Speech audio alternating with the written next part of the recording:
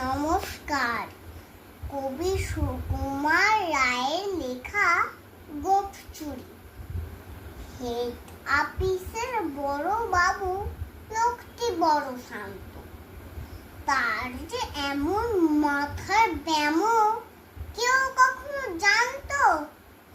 দিব্যি ছিলেন খুশ মেজাজে, চেয়ারখানে চেপে একলা বসে ঝিমঝিমিয়ে হঠাৎ গেলেন খেপে। আপকে উঠে হাত পা ছুড়ে চকটি করে গোল, হঠাৎ বলেন, গেলুম গেলুম আমায় ধরে তোল। তাই শুনে কেউ বদ্যি ডাকে, কেউ বা হাঁকে পুলিশ, কেউ বা বলে কামড়ে দেবে সাবধানে তেতুলিশ। ব্যস্ত সবাই এদিক ওদিক করছে ঘোরাঘুরি। বাবু হাঁকেন, ওরে আমার গোপ গিয়েছে চুরি। ফানো আজব কথা, তাও কি হয় সত্যি?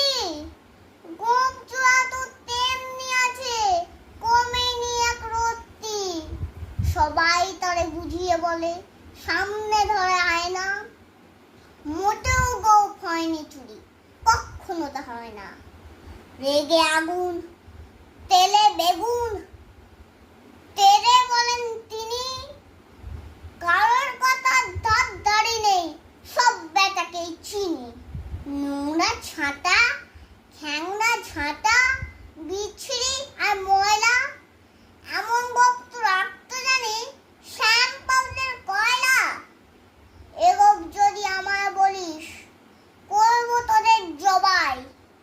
এই না বলে জরিমানা করলেন তিনি সবাই।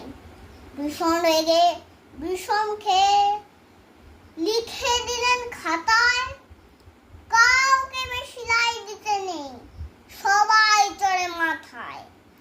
অফিসেরই বাঁদরগুলো মাথায় খালি গোবর, গোপ জোড়া যে কোথায় গেল কেউ রাখে না খবর। ইচ্ছে করে এই বেটাদের গোপ ধরে খুব নাচি, মুখগুলোর মুঞ্জু ধরে কোদাল দিয়ে চাচি।